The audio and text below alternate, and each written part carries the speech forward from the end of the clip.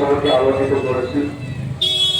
আমাদের জমিপুর পৌরসভার পৌরপিতা সম্মানীয় মফিজুল ইসলাম সাহেব, উপস্থিত ব্লক সভাপতি আমাদের গৌতম ঘোষ আছেন, আমাদের সমাজসেবী এবং পার্টির বরিষ্ঠ কর্মী নেতৃত্ব রেজাউল করিম সাহেব এবং সঞ্চালক সহ আরো আমাদের সমস্ত নেতৃত্ব রয়েছেন এবং শ্রী মন্ডলী।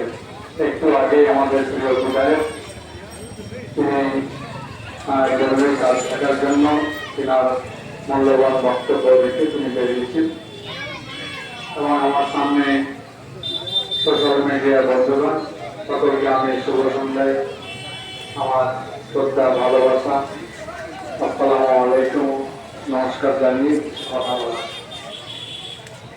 বিষয় হচ্ছে কি 21শে জুলাই যে দিনটি কেন এসেছে এবং কখন থেকে এসেছে আপনারা অনেকেই অবগত আছেন যে বিগত 34টি বছর বামফ্রন্ট সরকার ছিল।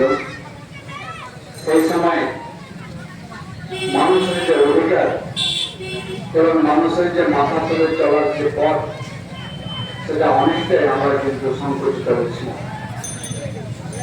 কিন্তু আমাদের নেত্রী আমাদের মাননীয় মুখ্যমন্ত্রী মমতা ব্যানার্জি সেই সময় দাবি রেখেছিলেন না, মানুষ তার অধিকার যেন নিজে পায় এবং তার অধিকারের ফলে সে নিজের ভোট যেন নিজে দিতে পারে সেটাকে সুনিশ্চিত করার লক্ষ্যে 21শে জুলাই 1993 সালে রাইটার্স বিল্ডিং অভিযানের ডাক দিয়েছেন। ওই সময় আমাদের রাজ্যের মুখ্যমন্ত্রী ছিলেন সম্মানীয় জ্যোতি বসু মহাশয়। এবং কি দেখা গেল যে সেইদিন বাংলার মানুষ প্রতিটি বুথ থেকে প্রতিটি অঞ্চল থেকে ব্লক থেকে জেলা থেকে কলকাতার রাজপথে নেমেছিল এবং আমাদের দলের সেই সময় কংগ্রেস দল, আজকে যিনারা তৃণমূল কংগ্রেসের নেতৃত্ব দিচ্ছেন সেই সময় এনারা বিভিন্ন রাজপথে এনারা পথে নেমে নেতৃত্ব দিচ্ছিলেন এবং সেই অভিযানকে সফল করার লক্ষ্যে শান্তিপূর্ণভাবে এগোচ্ছিলেন। কিন্তু দেখা গেল কি যে সেই সময় পুলিশ এসে নির্বিচারে গুলি চালাতেন, গুলি চালিয়ে 4 জন মারা গেলেন, শহীদ হলেন এবং কয়েকশো প্রায় আহত হলেন। সে আহতের মধ্যে কিন্তু আমাদের নেত্রী মমতা ব্যানার্জিও ছিল। বিষয়টা হলো এই যে বাংলার মানুষ বা দেশের মানুষ তার যে অধিকার ভোটাধিকার সেটা যেন সুনিশ্চিত থাকে, অর্থাৎ no voter identity no vote,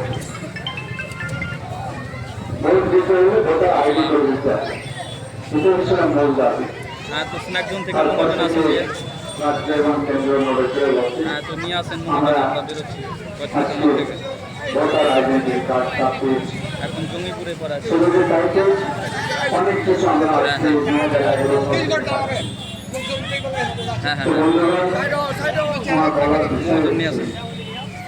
যেভাবে 2011 সালে আপনাদের দেওয়া আশীর্বাদ এবং আপনাদের ভোটের ফলে রাজ্যের মুখ্যমন্ত্রী হিসেবে মমতা ব্যানার্জি যে প্রতিশ্রুতি বা যে লক্ষ্য যে উদ্দেশ্য নিয়ে তিনি আজকে বাংলার মুখ্যমন্ত্রী হয়েছেন বা আমাদের বাংলার মানুষ করেছে,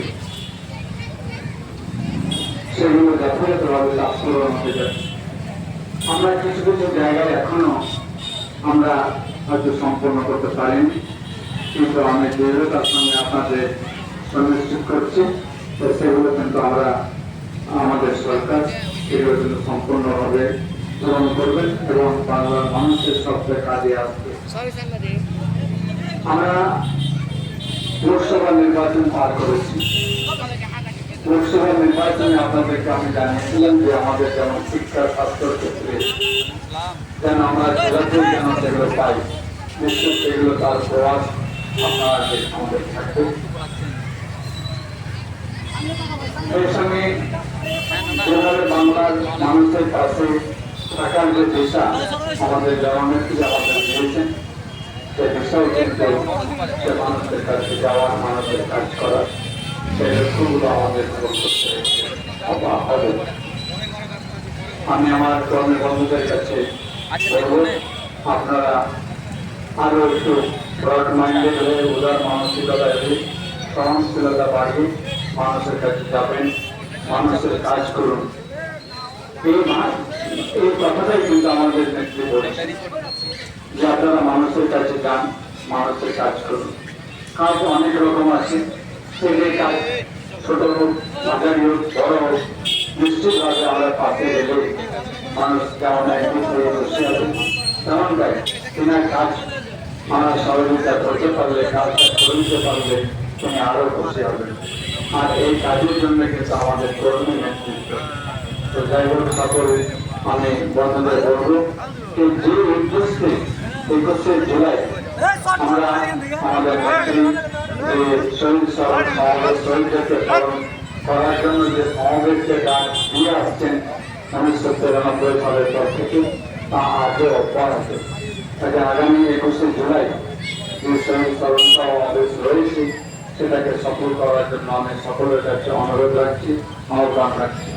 শুধু তাই নয়, আমাদের রাজ্যের মুখ্যমন্ত্রী সেদিনের সভার প্রধান বক্তা মমতা ব্যানার্জি, তিনি আমাদের রাজ্যবাসীর জন্য আগামী দিনের কি বার্তা দিচ্ছেন, আমরা সেগুলো নিয়ে এসে আমাদের বিভিন্ন সেবাদি হোক, বিভিন্ন বুথে হোক, আমরা সেগুলোকে মানুষের কাছে, আমাদের কর্মীদের কাছে তুলে ধরব, যেন আগামীতে আমরা মানুষের আরো বেশি করে পাশে থাকতে পারি, বেশি করে আরো কাজ করতে পারি।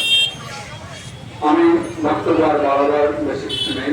পরিশেষে আপনাদের সকলকে আমার জন্য যেভাবে আপনারা ভোট করেছেন, আপনারা দুহাত তুলে আমাকে ভোট যেমন করেছেন তেমন তো আশীর্বাদ করেছেন, আমি সকলের কাছে কৃতজ্ঞ এবং আপনাদেরকে আমি কৃতজ্ঞতা জানাচ্ছি। আগামী দিন যেভাবে আমাদের সম্মানীয় বিধায়ক আপনাদের পাশে আছেন, আমাদের পৌরপিতা পাশে আছেন, ঠিক তেমনটাই আমি সাংসদ হিসেবে, একজন মানুষ হিসেবে আপনাদের পাশে ছিলাম, আছি এবং ইনশাআল্লাহ আগামী দিনও থাকবে। আমার বক্তব্য আলোচনা কিনা শেষ করছি। আর সকলে ভালো থাকবেন এবং সকলের সুস্বাস্থ্য কামনা করছি। মহান আল্লাহ তাদের আলমিন যেন আপনাদের সকলকে ভালো রাখে। আসসালামু আলাইকুম।